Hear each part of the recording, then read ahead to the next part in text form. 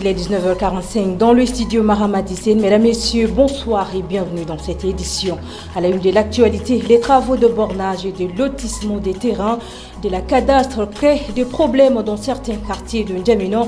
Bon nombre de ménages se retrouvent sans abri. Un fort cri de détresse de vulnérables se fait sentir dans cette édition. À suivre également la compilation des informations phares de ce mercredi 25 octobre dans ce journal. C'est tout pour les titres. Mesdames, Messieurs, installez-vous bien.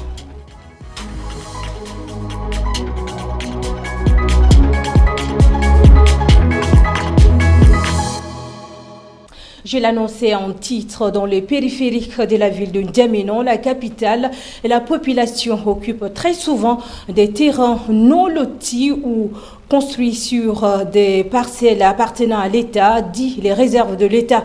Dernièrement, les travaux de bornage et de lotissement ont commencé dans le 7e arrondissement de la ville de N'Djamena. Alors que certains se réjouissent de la tracée des rues, d'autres se plaignent de la perte de leur terrain ainsi que de la démolition de leurs maisons. Suivez les réactions de la population dans ce reportage de Lorraine avec la voix de Judith Kamtar. Ces murs badigeonnés seront démolis à la demande du cadastre. Une opération qui vise à élargir cette voie de 15 mètres de plus. Et depuis que les habitants sont sonnés à respecter cette mesure, la colère ne tombe pas. Je suis veuve avec des orphelins. Il y a presque une année, j'ai perdu mon époux. Cette situation est comme un autre cas de décès. C'est difficile pour moi depuis qu'ils ont badigeonné les murs, comme si j'allais tomber et mourir. Grâce au conseil des voisins que je tiens encore debout. C'est difficile pour nous les vulnérables. Nous n'avons rien et on nous demande de quitter les lieux. On ira où avec nos enfants? J'irai où avec mes orphelins? Même si je pleure, ça ne résout rien. Il y a le titre foncier, il y a le gré à gré, et puis ils disent qu'ils s'en foutent. On les a appelés, ils disent qu'ils s'en foutent que l'ordre est venu d'en haut là-bas. Donc ils n'ont pas autre chose. Ils nous ont forcés à casser nos maisons sans une indemnisation. Alors que l'État lui-même qui recommande aux gens de faire le plan cadastral, d'avoir le titre foncier, alors que devant la loi, une maison qui est déjà sécurisée là, c'est... on ne doit pas venir casser comme ça, ou bien on ne vient pas venir autoriser, demander aux gens de casser leur maison comme ça. On doit d'abord les indemniser avant que nous puissions nous reculer pour laisser la route. Initialement, c'est une voie de 15 mètres. Aujourd'hui, les riverains doivent rétrocéder 15 mètres à la voie publique. Conséquence, des familles se retrouvent quasiment sans habitation. À la question pourquoi ce changement du plan cadastral, le ministère concerné n'a pas souhaité commenter. Un tour dans nos provinces à Koumra, l'hôpital provincial peine à fonctionner par manque d'équipement adéquat pour la prise en charge des malades.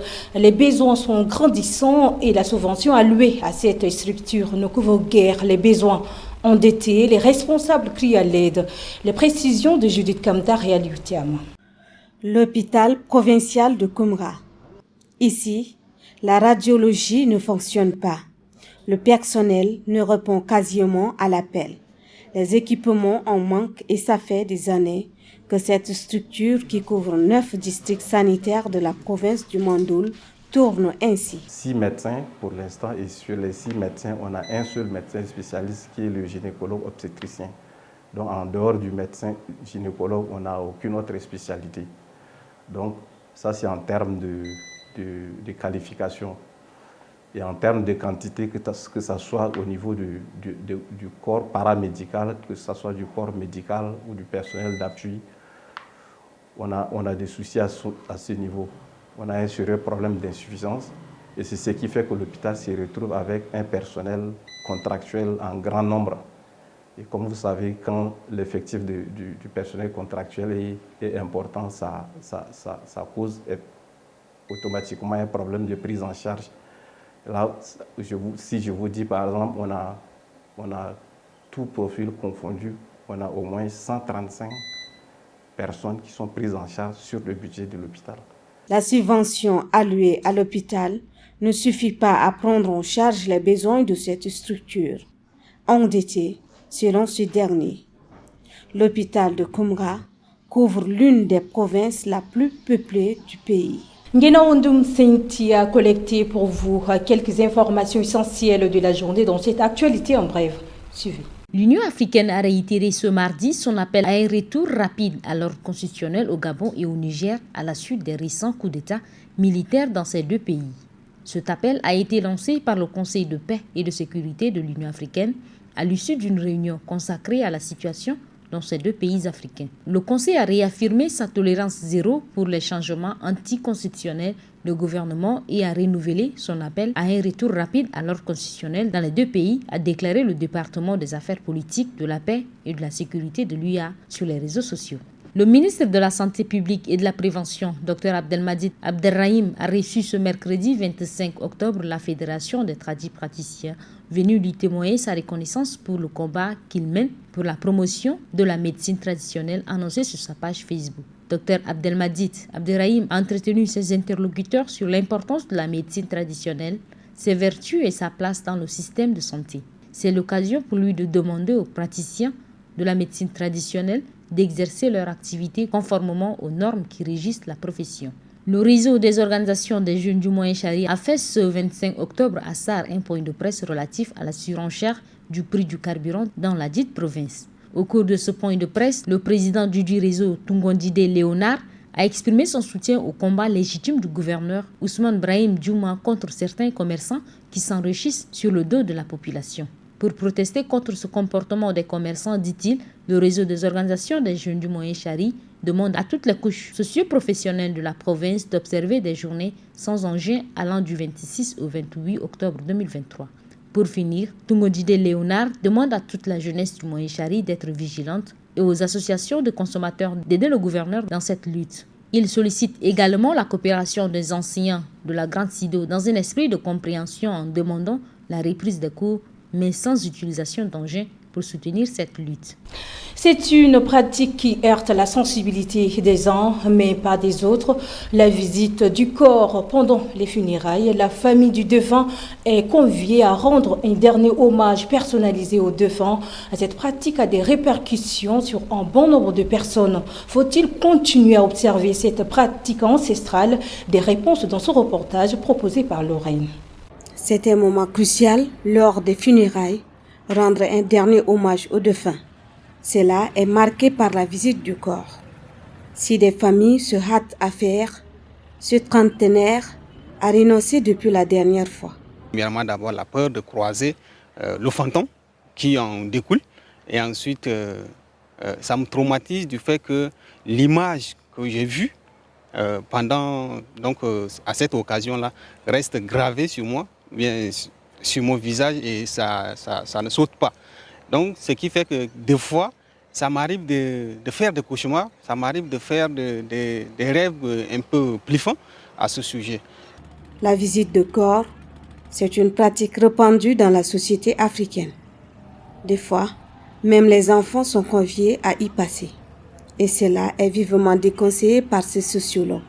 Tout dépend de l'état d'esprit de celui qui décide de faire la visite de corps. Ça veut dire que si ça ne lui gêne pas, il peut faire la visite de corps. Mais au cas où il peut estimer que la visite de corps est gênant pour lui, qu'il s'abstienne simplement. Parce que la visite de corps entre dans la logique de ce qu'on appellerait les hommages. Et les hommages dans le sens des funèbres, on les fait toujours. Et comme je l'ai dit, ce n'est pas un phénomène social, c'est même un fait social parce que ça a toujours existé dans la société et de manière permanente. Bien qu'ancrée dans la société tchadienne, cette pratique n'est pas sans conséquences. De nos jours, le maquillage est devenu un réel phénomène de la société tchadienne. De nombreuses femmes s'adonnent à cette pratique, tandis que d'autres personnes en font leur gagne-pain. Suivez le reportage de Nodimadi Perline et Lorraine. Pas de maquillage. Et pourquoi? Sa réponse est simple. J'aime le naturel. J'aime être comme ça en fait. Je me sens pas bien avec les maquillages. Je suis jamais habituée à ça. À quelques pas d'ici, Charité est une adepte du make-up. La vingtaine ne se déplace pas sans se maquiller. Pour aller à l'université ou pour ses vidéos TikTok, elle n'hésite pas à passer un coup de pinceau sur le visage. Je fais le maquillage parce que je vais apparaître plus belle. Je suis bien avant belle avant, mais je vais apparaître encore plus belle. Même quand je pars à la boutique, je me maquille. Le maquillage. Ses adeptes sont de plus en plus nombreuses. Et cela fait le bonheur de cette maquilleuse. Et cela me permet aussi d'avoir un peu d'argent pour couvrir à mes besoins. Puisqu'étant une étudiante, c'est pas facile. Il faut d'abord se chercher et c'est ce que je fais. Dans la rue de N'Djamena, la tendance du maquillage est plus soutenue par les femmes, même si des hommes disent préférer les femmes naturelles. Autre chose à présent, la pratique de l'haltérophilie est devenue un phénomène en vogue chez les jeunes. Le rêve, c'est d'avoir un beau corps pour frimer ou pour être en bonne santé. Jocelyne Alatar nous en dit plus. Soulever des poids, Abba Maloum le fait pratiquement tous les jours. Son objectif, se forger un corps de rêve.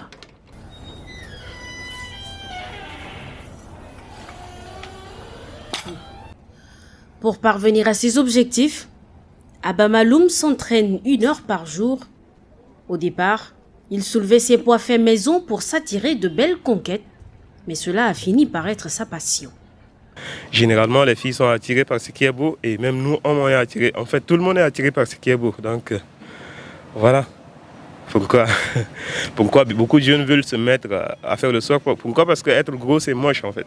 Être gros, moi, je dirais que c'est moche. Loin de là, Malachi fait du culturisme son gagne-pain.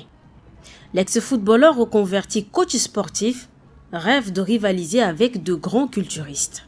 Vous allez gagner des publicités, vous allez avoir accès à certains tournages, des publicités, certains films, tout ça, tout ce qui entoure. Donc, je conseillerais à la jeunesse de pratiquer le sport. Le culturisme prend de plus en plus d'ampleur en tant que discipline sportive, avec le fameux concept de bodybuilding en milieu jeune. C'est tout pour cette édition d'information. Mesdames, Messieurs, merci de l'avoir suivi. Bonne suite des programmes sur TITV. Bonsoir.